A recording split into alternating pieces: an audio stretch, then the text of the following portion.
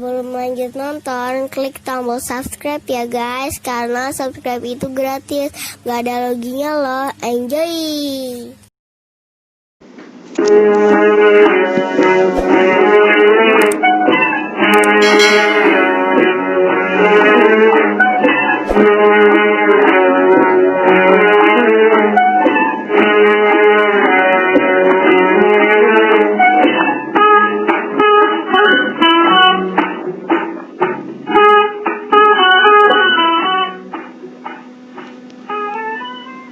Assalamualaikum warahmatullahi wabarakatuh.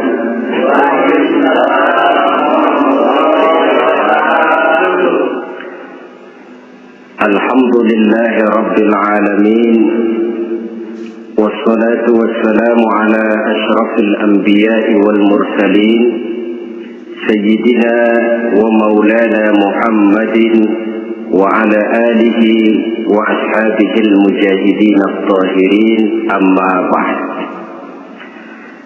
Saudara hadirin kaum muslimin rahimakumullah. Dalam kehidupan sehari-hari kita selalu berhadapan dengan dua hal yang berlawanan, dengan dua hal yang kontroversial kata orang sekarang, yang kita diharuskan memilih satu di antara kedua hal itu.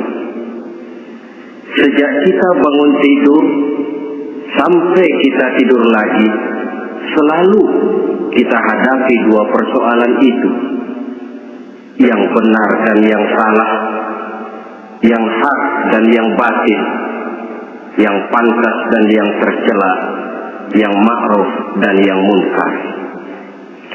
Persis seperti sebaik lagu yang lagi ngepop dan banyak dinyanyikan anak sekarang, madu di tangan kananmu katanya, racun di tangan kirimu.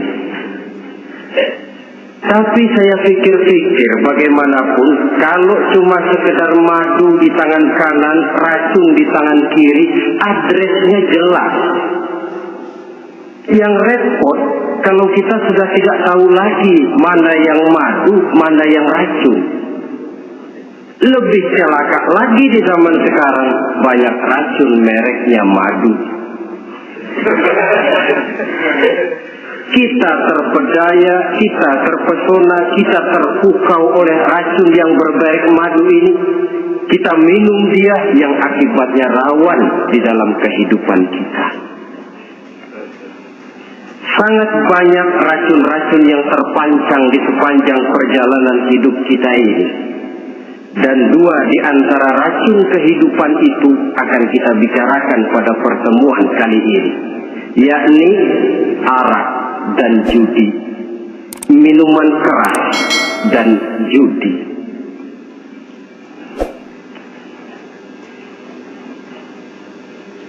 Sebagai yang kita maklum bahwa Islam bertujuan memelihara kemuliaan manusia yang diciptakan fi ahsani taqwim, dalam bentuk yang paling sempurna.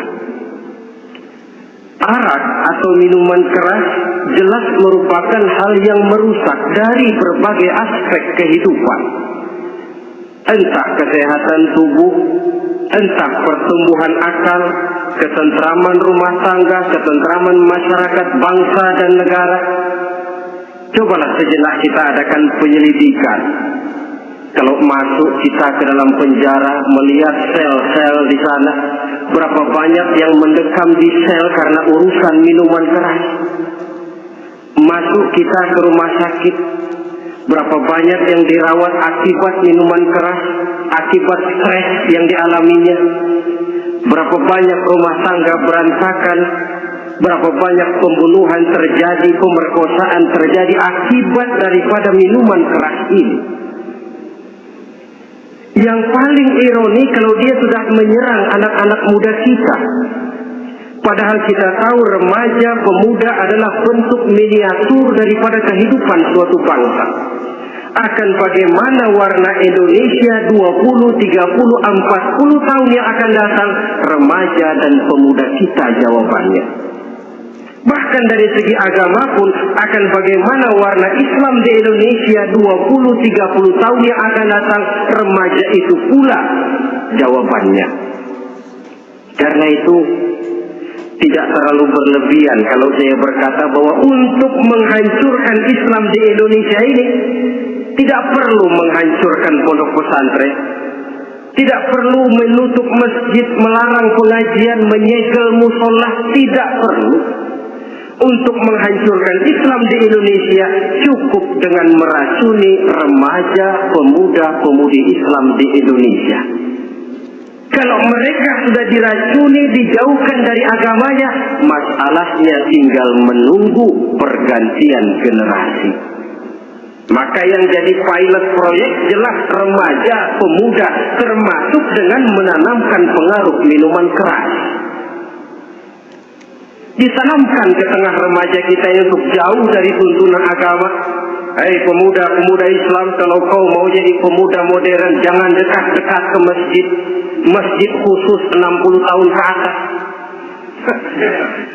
Sepertinya di depan masjid itu ada papan pengumuman masjid khusus 60 tahun ke atas. Baca Quran kolot. Seiring dengan itu lalu modernisasi diartikan dengan westernisasi. Kau tidak akan bisa jadi pemuda modern sebelum semua yang datang dari barat kau telan mentah-mentah.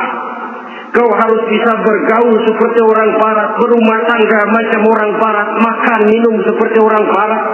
Kalau nyanyi lagu barat yang orang lain gak ngerti, kamu juga gak tahu.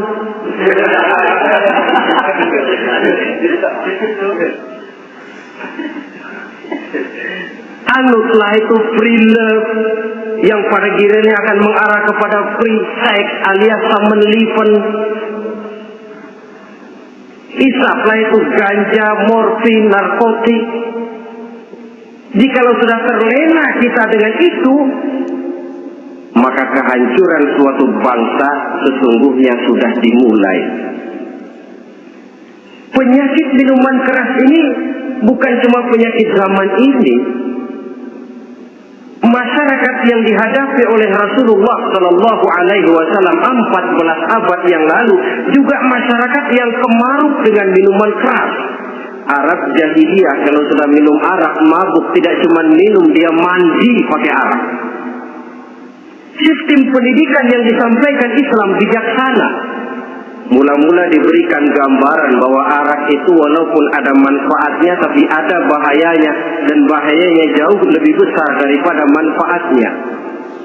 Tahap kedua diberikan pesan jangan mendekati sholat dalam keadaan mabuk. Padahal sholat 1 hari 1 malam 5 kali artinya makin jauh saja dia dari arak itu. Pada saat kondisi iman sudah memungkinkan, barulah turun vonis bahwa arak itu najis, perbuatan setan, jauhi. Yang ironi yang saya katakan tadi, racun mereknya madu. Kadang-kadang kita dibuai dengan iklan yang tidak mendidik. Saya pernah lihat ada iklan misalnya, Anda ingin modern, majulah bersama minuman ini. Atau minuman ini lambang pergaulan dunia yang maju. Modern diukur dari minuman. Yang jadi korban akhirnya remaja dan pemuda-pemudi kita. Saya teringat satu analisa dari Rasulullah Sallallahu Alaihi Wasallam. Beliau bersabda, Inna min asratis sa'ah, sesungguhnya di antara tanda-tanda kiamat. Apa kiamat itu? Dalam arti yang umum, kiamat itu saat di mana alam ini hancur, bumi gempa, air laut tumpah ke darat, gunung meletus, planet-planet bertabrakan, lalu semua yang bernama hidup mati. Itu kiamat beneran. Saya nggak mau cerita kiamat beneran sebab saya sendiri nggak kepengen ngalamin. Yang sering kita ngalami ini kiamat kecil-kecilan, kiamat mini. Apa kiamat mini itu? Hancurnya sendi-sendi kehidupan sosial.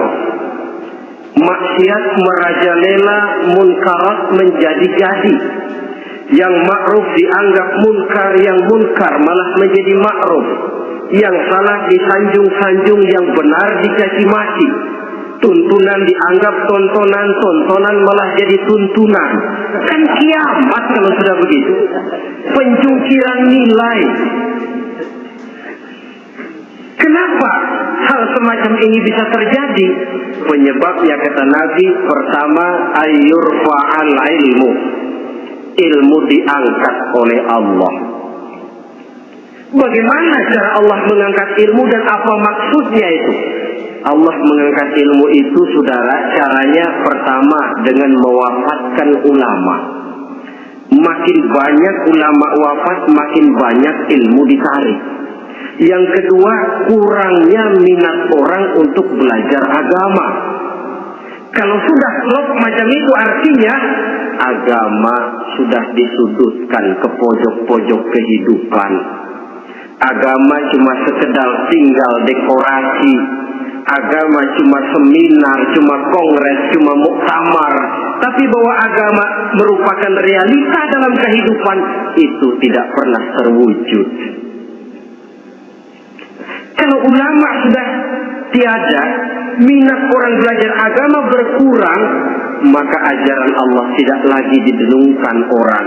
Dikala itu, wa yuzharul jahlu, akan muncullah kebodohan. Nampak kebodohan di mana-mana. Muncul permitted society, masyarakat yang merasa boleh hidup dengan kaidah serba boleh. Tidak ada halal, tidak ada haram. Tidak ada hak, tidak ada batil, semuanya serba boleh. Kalau sudah begitu kondisi masyarakat, terjadilah apa yang dianalisa oleh Nabi.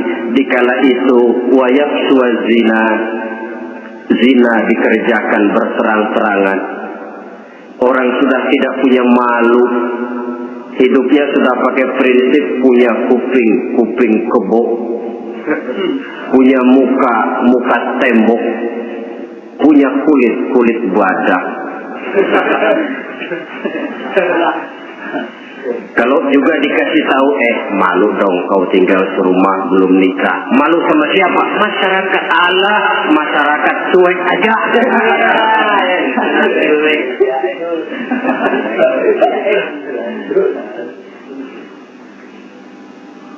Bukankah realita kalau kita ikuti surat-surat kabar, berapa banyak sudah gadis-gadis bergelimpangan jadi korban?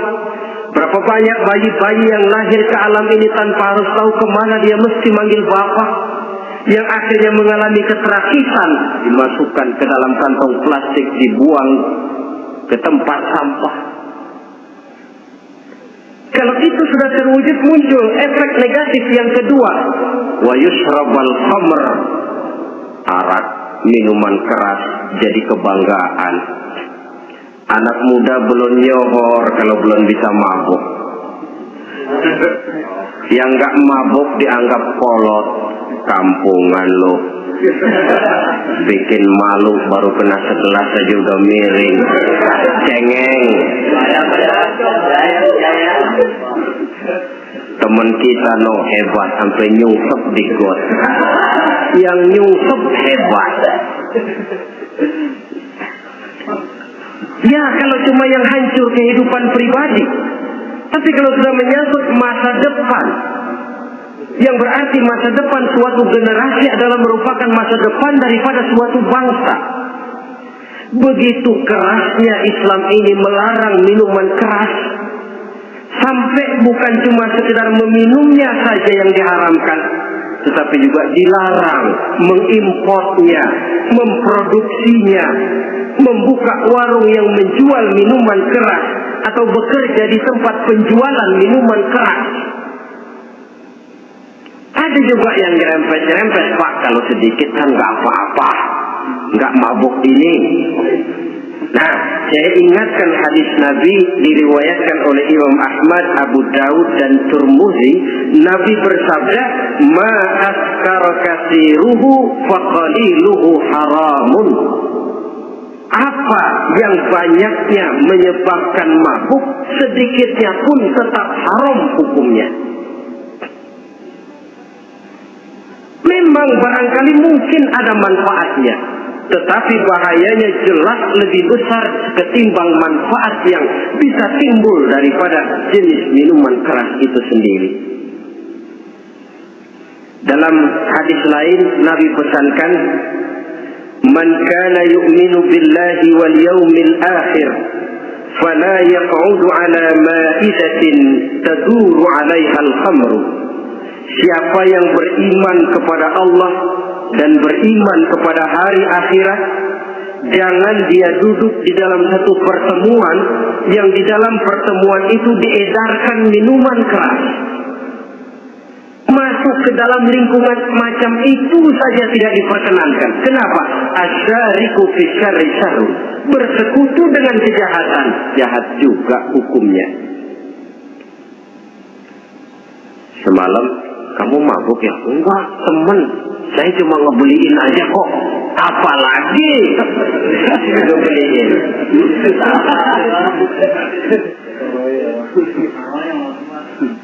Sebab apa? Dalam keadaan mabuk, orang tidak lagi bisa berpikir secara logik. Daya kontrol hilang, artinya perbuatan sudah tidak terkontrol lagi. Yang pertama. Yang kedua, IQ tidak akan tumbuh dan berkembang secara normal seperti yang kita harapkan. Yang ketiga, harga diri akan runtuh hancur di tengah masyarakat. Bayangkan kalau tengah malam kita digotong orang, diantar ke rumah kita. Dengan kondisi macam itu masih punya muka kita untuk tegak di tengah masyarakat.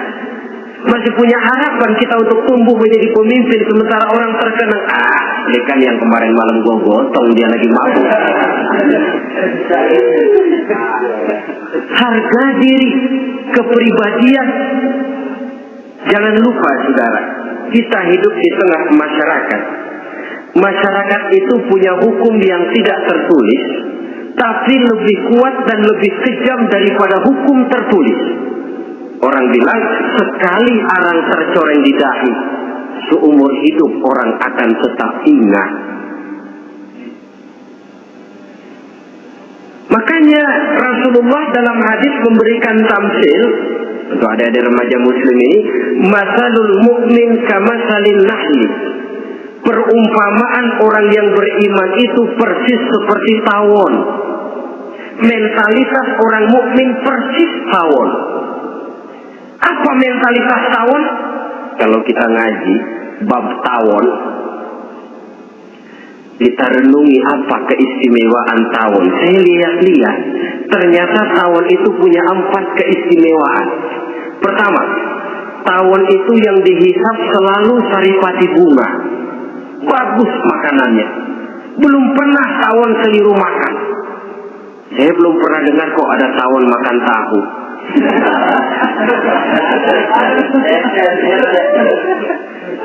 Yang dimakan selalu saripati bunga. Artinya apa? Orang mukmin perutnya itu perut selektif. Yang dimakan yang baik-baik, yang diminum yang baik-baik. Yang baik menurut agama itu adalah yang halal, thayyibat. Perutnya selektif, bukan perut asbab. Kalau asbab untung apa saja masuk ke dalamnya. Tapi mukmin perutnya ini selektif. Daging kambing masuk, tahu masuk, kangkung masuk, kodok minggir. Air kelapa minum, kopi minum. Tapi kalau sudah berbau minuman keras, minggir. Sebab apa? Makanan dan minuman yang kita masukkan ke dalam perut besar ini akan digiling dalam perut besar, akan melahirkan energi, menggerakkan sel-sel pembuluh saraf. Kalau makanan dan minuman itu terdiri dari yang haram, energi yang ditimbulkan olehnya energi yang haram, mempengaruhi sel-sel pembuluh saraf. Orang akan cenderung berpikir yang haram kalau terlalu sering memakan makanan haram. Kalau sudah berpikir kepada yang haram, perbuatan pun akan mengarah kepada yang haram juga. Contoh kecil aja dah, ada nggak maling mikirin majelis taklim? Karena yang dimakan lebih banyak yang haram, yang dipikir paling-paling nanti malam rumah siapa lagi nih ya? Sudah mengarah ke sana.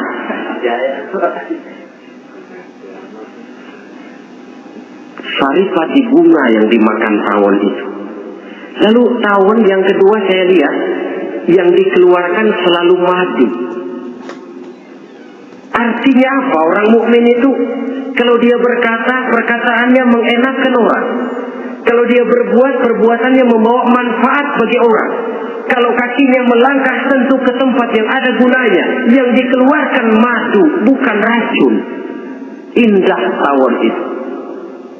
Yang ketiga tawon saya lihat, kemanapun dia singgah tidak ada dahan patah. Artinya apa? Orang mukmin dimanapun dia tinggal, kemanapun dia pergi, pantang jadi biang kerok buat lingkungannya, pantang menimbulkan kerusuhan dan keonaran. Tidak ada cabang patah dimanapun tawon hinggap. Tapi juga yang keempat, saya lihat-lihat tawon itu jangan coba-coba diusik. Satu kali dia diusik, kemana orang lari? Nyilem masih ditungguin. Tawon. Tapi kalau nggak diusik, nggak ada tawon usil ke pasar nyariin orang. Ketika dia diusik, inilah saatnya saya harus mempertahankan kehormatan diri saya. Dia pun bangkit. Artinya apa? Orang mukmin tidak boleh nyari-nyari musuh. Tapi ketemu musuh tidak boleh lari. Musuh jangan dicari, bertemu pun jangan lari. Mentalitas orang mukmin seperti tawon. Yang dimakan baik, yang dikeluarkan baik.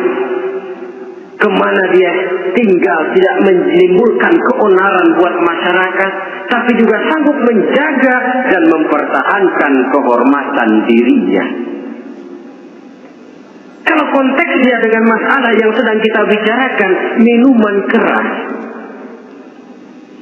saya katakan tadi kita kadang-kadang salah pilih, tertipu oleh racun yang bermerek madu. Ada minuman empuk, nyari yang keras. Salah pilih. Ketahuan orang bikin pel buat anjing, manusia yang nelen. Akhirnya miring kayak anjing. Saudara, mari kita renungi An-Nisa ayat 140. Allah Subhanahu wa ta'ala mengingatkan, qad nazzala 'alaikum fil kitab an idza sami'tum ayati Allahi yukfaru biha wa yustahza'u biha fala taq'udu ma'ahum hatta yaqudu fi haditsin ghairi innakum idzan mithluhum. Sungguh kata Allah, telah diturunkan kitab Al-Quran ini kepada kamu,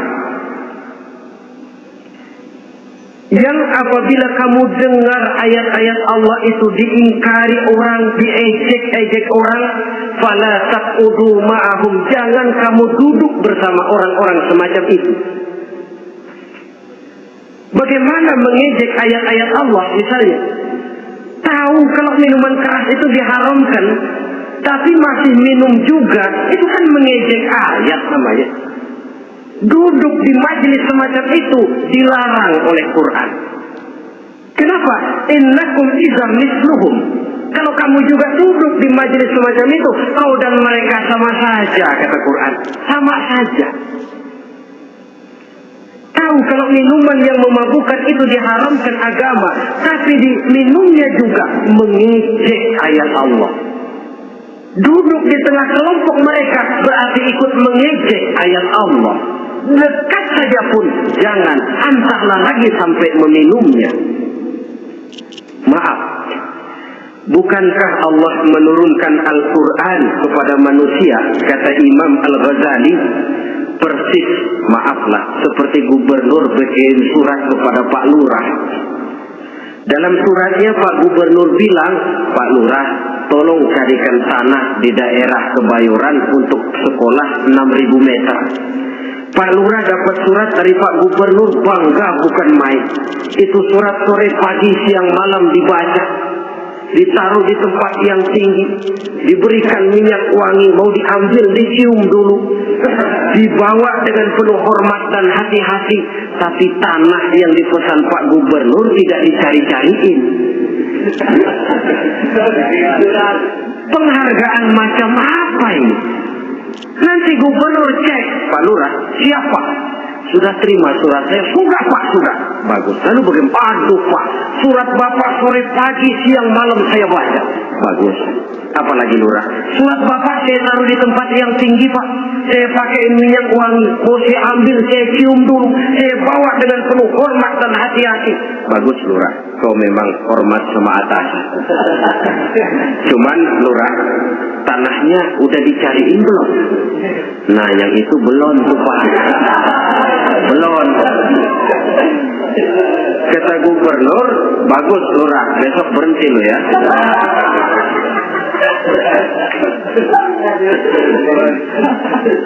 Membacanya memang penting, al-muta'abbad bitilawatihi, beribadah dari sebab membacanya. Tapi setelah kita baca, kita tahu isinya, what next? Mau apa kita dengan isinya itu? Jangan yang kita baca kita injak-injak. Itulah ironinya, bagaimana Quran itu mau membawa keberkahan dalam hidup ini, kalau yang kita baca sering kita injak-injak. Dalam kehidupan kita baca ayat wa ahallallahu al-bai'a wa harrama riba. Allah halalkan jual beli, Allah haramkan riba, tapi rentan ditelan terus.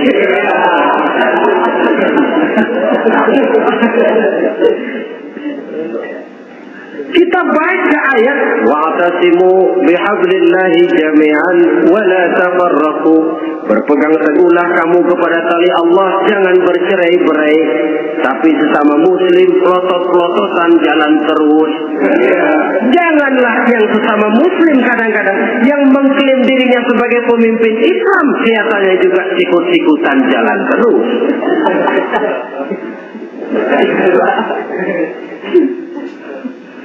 Sehingga tidak heran kalau orang bilang di bawah ngamalin ayat kursi sudah sampai di atas ayat hilang, tinggal kursi saja yang diamalin.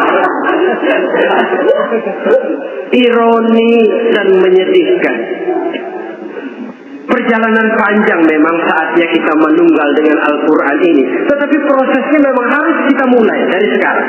Perkara kapan proses ini selesai, itu bukan masalah kita. Tapi bahwa kita sudah memulai suatu proses, itulah yang diharapkan. Hadirin yang saya hormati, oleh karena kerasnya peringatan Islam terhadap minuman keras, pernah satu hari seorang lapor kepada Khalifah Umar bin Abdul Aziz bahwa ada sekelompok orang berkumpul meminum minuman keras. Kata Khalifah Umar bin Abdul Aziz, gerak mereka, hukum, cepat. Ya Khalifah, kenapa? Di tengah mereka ada juga orang yang Ramadan biasa puasa. Begitu, iya. Yang biasa puasa duluan hukum. Kenapa? Mengerti memang lebih besar resikonya daripada tidak mengerti.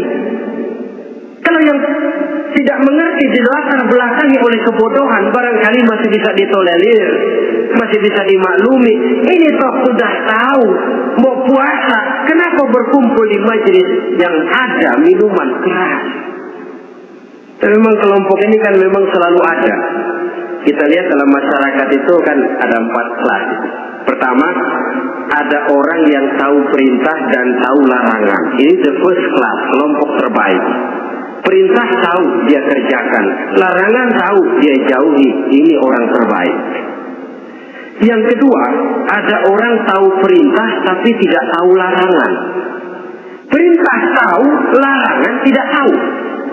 Sholat mau, puasa mau, zakat fitrah bayar, nyolong mau, mabuk ayo.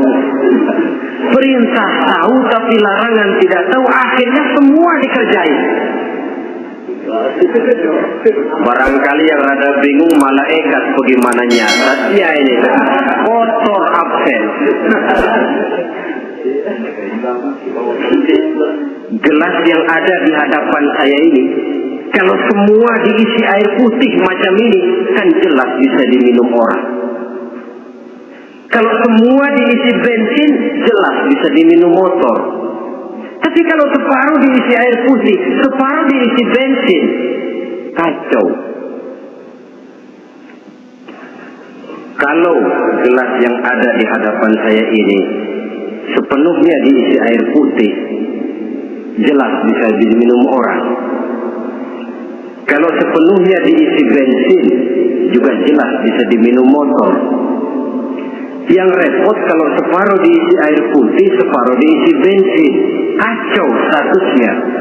Orang minum mabuk, motor minum pun mogok. Dijual juga tidak laku, barang campuran. Inilah makna pernyataan Allah, wala talbisul haqqa bil batil. Jangan kamu campur adukan antara yang hak dan yang batil. Perintah dikerjakan, larangan pun dikerjakan juga. Kelompok ketiga, ada pula manusia yang tahu larangan tapi tidak tahu perintah.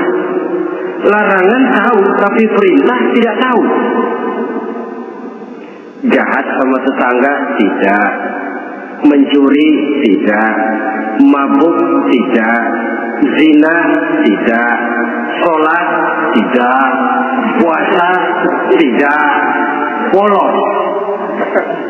Semua serba tidak. Dan yang terakhir, kelompok keempat, perintah tidak tahu, larangan pun tidak tahu. Ini masuk kelompok makhluk gratis. Misalnya kambing, ayam, kerbau, itu kan makhluk-makhluk yang memang perintah tidak tahu, pun larangan juga tidak tahu. Nah, dalam hubungannya dengan ini, saya mengajak, marilah kita berusaha sekuat mungkin menjauhkan diri dari minuman keras yang jelas bahayanya dengan hidup tidak jauh dari bimbingan agama. Hadirin kaum muslimin rahimakumullah. Kawan seiring dan sejalan dari minuman keras, judi namanya. Saudara kembar barangkali. Yang satu sering menimbulkan yang lain, tetapi bukan tak jarang keduanya berjalan berdampingan. Posisi judi dan arak ini dalam Quran sama bahayanya. Apa sebab? Mentalitas judi adalah mentalitas sirkel, lingkaran setan. Artinya, yang menang biasanya ketagihan, yang kalah biasanya penasaran. Ini yang menyebabkan orang tidak mau berhenti. Kalau dia menang, dia ingin mencoba untuk menang dalam jumlah yang jauh lebih besar lagi. Kalau dia kalah, dia penasaran, kenapa hari ini kalah? Barangkali sial, besok malam saya tebus. Mental semacam ini memang sulit untuk berhenti. Kenapa judi diharamkan dalam Islam? Pertama, seorang muslim di dalam berusaha mencari harta, dia harus mengikuti sunnatullah. Kata kita orang muslim, hukum alam kata orang sekarang, natural of law bahasa kerennya. Berusaha menurut hukum kausal, memasuki rumah dari pintunya, menunggu suatu akibat dari sebab yang kita lakukan. Bahwa kalau begini, mesti begitu. Karena kita memang terikat oleh permainan yang disebut hukum alam ini. Hidup bukan undian. Jangan mengharap untung besar tanpa mau peras keringat. Satu pagi Khalifah Umar bin Khattab radhiyallahu an masuk ke masjid. Beliau lihat ada orang sedang berdoa khusyuk betul. Ditunggunya 2 menit, 3 menit, sampai 10 menit lebih belum juga selesai. Agak lama orang itu berdoa. Selesai berdoa, dihampiri orang itu oleh Sayyidina Umar. Beliau tanya, saudara, lagi apa tadi? Berdoa ya Khalifah. Minta kepada Allah? Tentu minta kepada Allah. Minta apa kan? Minta rezeki. Sudah lama? Dari tadi habis sembahyang subuh. Dapat? Belum. Ya memang kata Sayyidina Umar, inna sama la tumtiru zahaban wa la fiddatan. Langit itu tidak mungkin akan menghujankan emas, tidak mungkin pula menghujankan perak. Jadi orang dilarang duduk bermalas-malas menunggu keajaiban yang datang dari langit. Karena memang hidup ini bukan undian. Jadi jangan mengharap untung besar tanpa mau peras keringat. Di dalam berusaha kita terikat oleh sunnatullah. Kalau begini sebab penyebabnya, akan begini akibat yang ditimbulkannya. Yang kedua, Islam menjadikan harta manusia itu sebagai benda berharga yang dilindungi. Mengambilnya dengan judi termasuk memakan harta orang lain dengan cara yang batil. Yang ketiga, judi itu sendiri dapat menimbulkan permusuhan dan pertentangan antara para pemain itu sendiri. Meskipun kelihatannya kompak duduk dalam satu meja yang saling berhadap-hadapan, yang kalah kelihatannya pasrah, tetapi kan itu cuma kulit permukaan. Batinnya bagaimanapun juga yang kalah itu tetap mendendam. Sedangkan yang kalah di samping mendendam juga mengomel, mencaci mungkin ya melawan bermainnya, ya mungkin juga dirinya sendiri. Dan yang keempat, judi itu merusak aktivitas hidup, membuat orang membuang waktu dengan tidak terasa, dan yang pada gilirannya melupakan orang kepada tanggung jawab. Wah, kalau sudah memegang kartu konon kabarnya, saya sendiri alhamdulillah belum pernah. Lupalah orang anak, lupalah orang kepada istri, lupalah orang kepada tanggung jawab. Waktu pun berlalu tanpa terasa. Apalagi kalau sudah diiming-iming oleh gambaran akan memperoleh keuntungan yang besar. Termasuk di dalam judi itu undian, apapun namanya. Yang usaha ke arah ini seharusnya tidak dipermudah, walaupun dengan embel-embel dana kemanusiaan, sumbangan sosial. Saya tidak begitu yakin, saudara, bahwa bangsa Indonesia ini sudah begitu menipis rasa kemanusiaannya sehingga untuk berlaku sosial mesti diimbangi dengan hadiah sekian juta rupiah. Saya tidak percaya bahwa umat Islam di Indonesia sudah begitu tipis rasa kasih sayangnya kepada sesama sehingga sulit mengeluarkan bantuan kalau tidak diimbangi dengan hadiah yang sekian puluh juta rupiah. Yang saya khawatir apa? Pada gilirannya di negeri ini akan makin banyak penghayal-penghayal kelas berat, tukang-tukang lamun kelas tinggi, yang hidup cuma ngumpulin jikalau. Jikalau andai kata umpama misalnya orang sudah kemana-mana kita masih menghitung jikalau.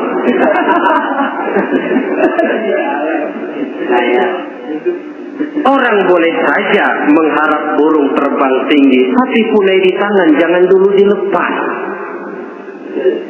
Artinya idealisme silahkan terbang setinggi langit, tapi kaki harus tetap berpijak di alam realita. Bahwa memang lebih baik makan singkong dalam kenyataan daripada makan roti tapi ngimpi.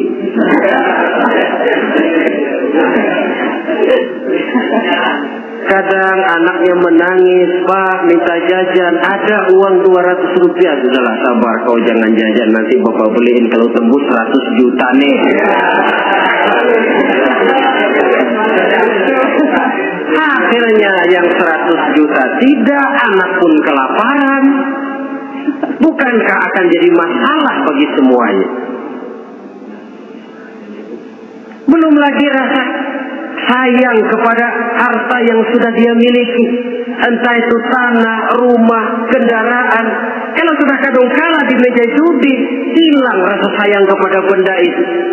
Ada rumah-rumahnya dilelang, ada kendaraan-kendaraan jadi taruhan, ada jam tangan pun copot tanpa terasa. Maka berapa banyak rumah tangga berantakan, istri minta cerai, orang jadi nekat merampok, orang jadi nekat mencuri, korupsi kalau dia pejabat. Akibat apa ini? Pengaruh yang namanya judi. Saudara kaum muslimin, ma'asyiral muslimin rahimakumullah. Itu sebabnya di dalam surah Al-Maidah ayat 90 Allah menekankan, innamal khamru wal maisir wal ansab wal azlam rijsun min amali syaitan fajtanibuhu la'allakum tuflihun. Sesungguhnya arak, judi, berhala, mengundi nasib itu rijsun. Ya Allah, jarang benar Quran menggunakan kalimat rijsun. Rijsun ini sudah merupakan puncak kekotoran. Bapak moyangnya najis, itu rijsun. Rijsun, kotor. Sudah kotor ditambah pula min amali syaitan, pekerjaan setan. Wajtanibuhu, jauhi. Jangan sampai main, dekat saja tidak boleh, jauhi. La'allakum tuflihun, jikalau kamu mau menjadi orang-orang yang beruntung. Sejarah tidak pernah mencatat ada orang jadi miliuner karena judi. Sejak David Rockefeller sampai Aristotle Onassis, orang-orang kaya top di dunia, mereka kaya bukan karena judi, tapi karena kemauan peras keringat banting tulang, mau memulai sesuatu dari kenyataan yang real di depan mata. Sebab apa? Hidup ini memang perjuangan. Janganlah kita ingin hidup dengan satu prestasi, ingin tetap hidup seperti apa adanya sekarang ini saja. Toh kita harus berjuang. Apalagi ingin hidup lebih baik, lebih terhormat, lebih mudah. Hidup perjuangan. Perjuangan berarti pengorbanan. Berani hidup artinya berani berjuang. Berani berjuang maksudnya rela berkorban. Takut berkorban, jangan berjuang. Tidak mau berjuang, berhenti hidup. Itu logika. Dan bagaimanapun saya yakin lebih baik berkorban daripada menjadi korban. Kalau sekarang kita berkorban, peras keringat, banting tulang, berusaha secara sunnatullah untuk menghidupi anak, istri, keluarga,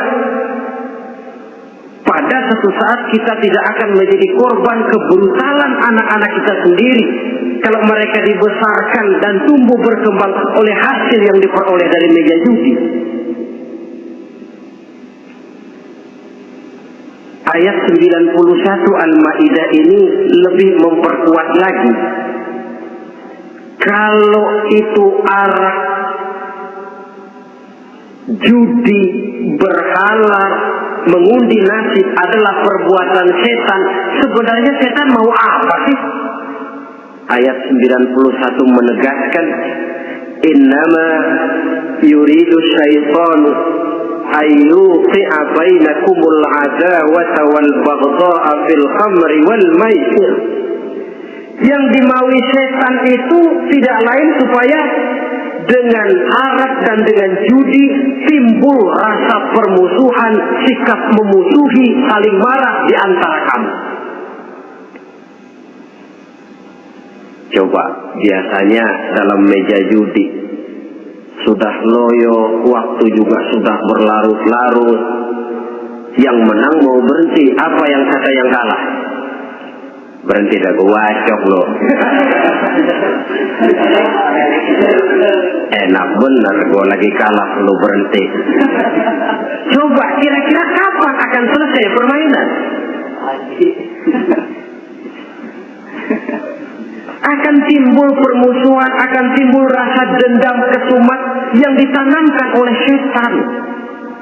Karena memang baik arak, baik judi, baik berhala, baik mengundi nasib, itu semua permainan-permainan setan yang diberikan kepada kita untuk kita ikut andil bermain di dalamnya. Tatkala kita ikut terkena jerat setan, tertawalah mereka. Kenapa? Oh, makin banyak teman saya di neraka. Maaf, setan itu kan sudah tahu vonisnya. Ketika dulu di dengkotnya yang namanya iblis terusir dari surga, itu bikin semacam perjanjian dengan Allah. Tuhan, kenapa ini? Gara-gara Adam saya terusir dari surga.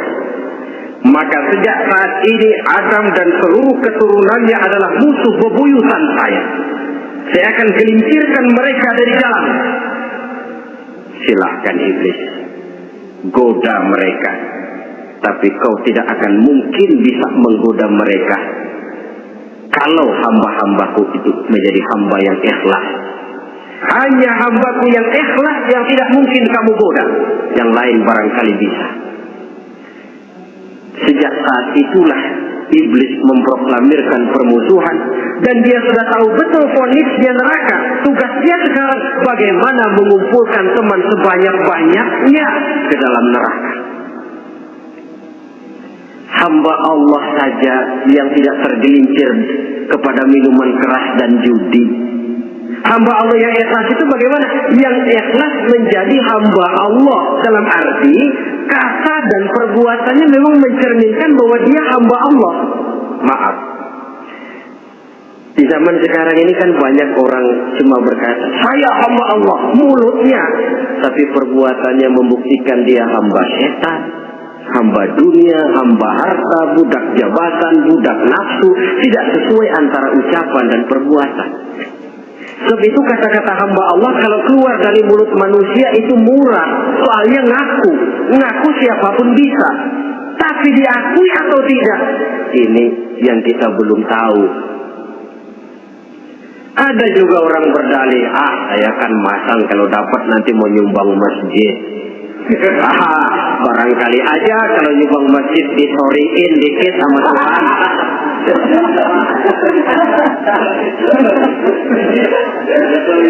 Apa bisa begitu?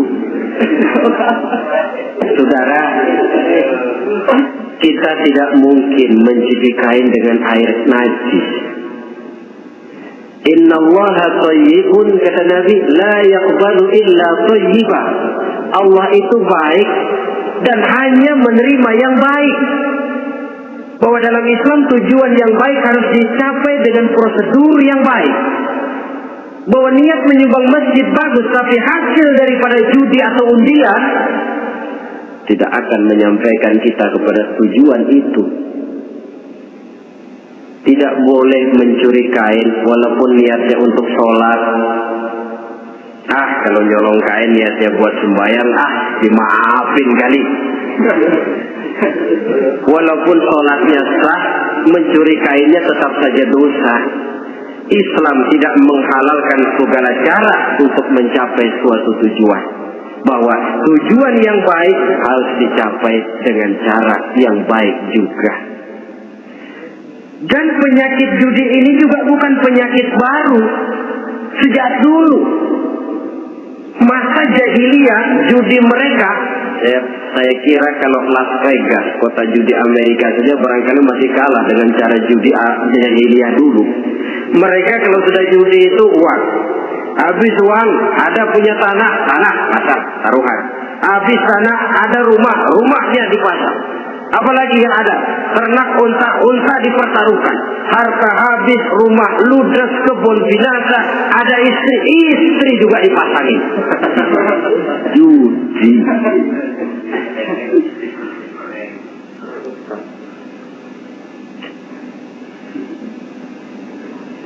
Kita sebagai muslim oleh Al-Quran dijelaskan orang yang mempunyai dua tujuan hidup. Pertama, tujuan jangka pendek. Yang kedua, tujuan jangka panjang. Tujuan jangka pendek dunia dan seluruh isinya. Tujuan jangka panjang adalah akhirat dan ridho Allah. Ini yang terpantul dalam doa setiap kita. Rabbana atina fid dunya hasanah wa fil akhirati hasanah. Tercapai tujuan jangka pendek di dunia hasanah dan tujuan jangka panjang wa fil akhirati hasanah. Untuk mencapai tujuan jangka pendek, merangkul dunia dan seluruh isinya, apa yang menjadi modal utama? Pertama, pendidikan. Makin tinggi jenjang karier pendidikan yang kita tempuh, rasa-rasanya makin mudah menjangkau dunia dan isinya. Yang kedua, pengalaman, tenaga expert masih tetap diperlukan. Makin banyak pengalaman, makin mudah menjangkau dunia. Yang ketiga, dan ini ada tapi tidak bisa dijadikan pegangan, faktor nasib, faktor kebetulan ada, tapi tidak bisa dijadikan pegangan mutlak. Pendidikan, pengalaman, ingin menjangkau fi dunia hasanah, ini modal utama. Lalu untuk mencapai fil akhirati hasanah, prestasi ibadah. Bagaimanapun tinggi pangkat dan jabatan kita, bagaimanapun banyak gelar kita sandang, tanpa prestasi ibadah, nol besar kita dalam pandangan Allah. Itu sebabnya kita sholat. Jadi tidak beralasan kalau orang ditanya, kenapa sih kamu nggak sholat? Tetangga saya sholat melarat terus. Memang sholat itu bukan untuk mencari uang kok. Kalau ada orang yang rajin sholat, rezekinya kelihatan lancar, itu cuma sekedar persekot. Uang muka, cashnya tetap di akhirat nanti. Efeknya apa? Karena kita punya tujuan jangka panjang, mengharap ridho Allah di akhirat. Cara kita mencapai tujuan jangka pendek dibatasi oleh pertanyaan, Allah ridho apa enggak? Kita cari uang, tapi pertanyaan pokok, Allah ridho enggak cara ini? Kita mengejar kedudukan, tapi Allah ridho enggak dengan cara ini? Ini yang menyebabkan kita lantas tidak lalu menghalalkan segala cara. Yang penting tujuan tercapai cara apapun halal. PKI kan cuma PKI yang berprinsip asal tujuan tercapai cara apapun halal. Dan kita sudah sepakat PKI dan seluruh ajarannya tidak berhak hidup di bumi Pancasila ini. Cuma jangan sekedar PKI-nya dikutuk tapi ajarannya dipakai.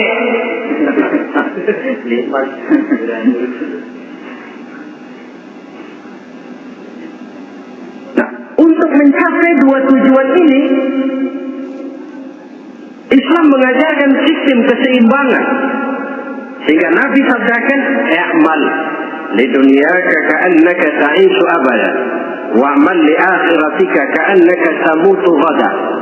Bekerjalah buat duniamu seolah-olah kau akan hidup untuk selamanya, tetapi bekerjalah untuk akhiratmu seolah-olah kau akan mati besok.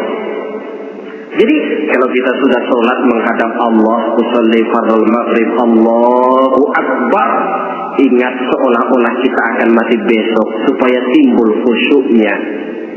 Tapi kalau kita sudah bekerja, kuliah, bekerja, belajar di tempat tugas, ingat seolah-olah kita akan hidup selamanya supaya timbul gairah kerja. Jangan dibalik. Di kantor ingat mati, lemas terus. Ngapain kerja tunggu-tunggu bakalan mati? Lagi sholat ingat Duta Merlin, Altiron Plaza, ya kacau. Salah pasang, tidak pada tempatnya. Untuk mencapai dunia hasanah ini, Islam mengajarkan tempuh jalur yang mengikuti sunnatullah. Itu yang dihargai oleh agama. Terikat oleh hukum kausal bahwa kalau ini yang saya usahakan hasilnya akan begini. Perkara nanti hasil tidak seperti yang kita harapkan, baik sangkalah kita kepada Allah. Sebab kita tidak tahu rahasia apa di belakang itu. Kadang orang mengeluh, habis saya rajin sholat tapi rezeki seret, berhenti aja dah. Kita tidak tahu rahasia di belakang itu. Pernah hadirin, satu hari seorang petani, dia selesai bekerja di ladang, istirahat. Dia tidur di bawah sebuah pohon beringin. Di sebelah pohon beringin itu ada pohon labu. Dia berpikir, kalau saya lihat-lihat Tuhan gak adil katanya. Masa pohon beringin pohonnya besar, buahnya kecil. Pohon labu pohonnya kecil, buahnya gede. Tuhan bukan arsitek ulung ini.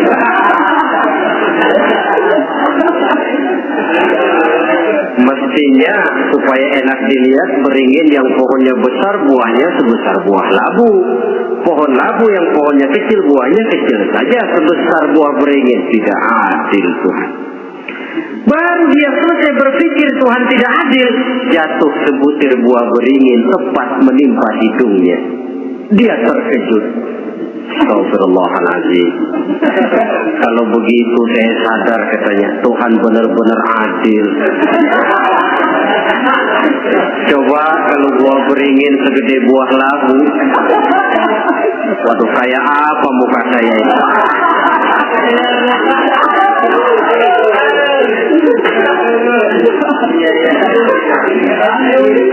Baru terbuka pandangan matanya setelah berhadapan dengan kenyataan.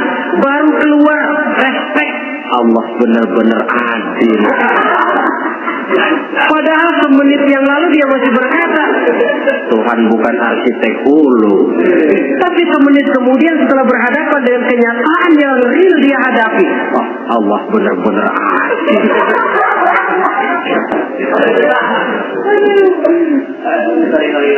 Itulah kehidupan ini.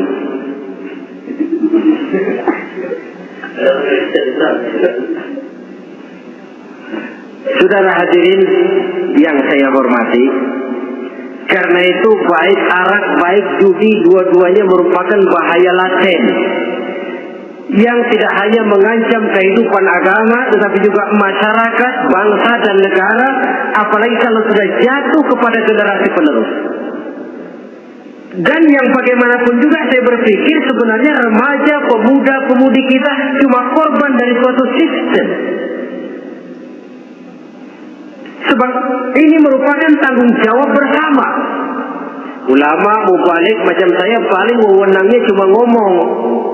Yang punya SK untuk memberhentikan pabrik minuman keras itu kan Menteri Perindustrian. Tangan-tangan eksekutif. Sehingga kalau Nabi katakan, Man ra'a minkum munkaran falyughayyir biyadihi wa illam yastati' fa bilisanihi wa illam yastati' fa biqalbihi. Apabila salah seorang kamu melihat suatu kemunkaran, termasuk minuman keras dan judi di dalamnya, rubah itu. Dengan cara apa? Kalau kau mampu dengan tangan, artinya power, kekuatan. Kalau dengan tangan tidak mampu, ini orang kalau gua pukul gua yang melintir. Umpamanya, pabilisan dengan lidah ngomong. Mas, saya senang sampean tinggal di sini, kampung kami tambah warga, tapi tolonglah jangan bawa pengaruh yang tidak baik. Kalau ternyata bicara pun tidak berani, wabil qalbi, cukup dalam hati sekurang-kurangnya tidak ikut membenci kemungkaran dalam hati, itulah kadar iman yang paling lemah. Ini secara umum. Tapi kalau hadis ini kita mau adakan semacam, katakan description of job, bahasa kerennya, kita adakan pembagian tugas. Siapa yang harus merombak kemungkaran dengan power? Penguasa, pemerintah, sebab dia punya aparat. Siapa yang merombak kemungkaran dengan lidah? Ulama, kiai, mubaligh, ngomong. Siapa yang hanya merubah kemungkaran dalam hati? Kita umumnya rakyat lemah ini, yang mau ngomong gak berani tapi hati pegel.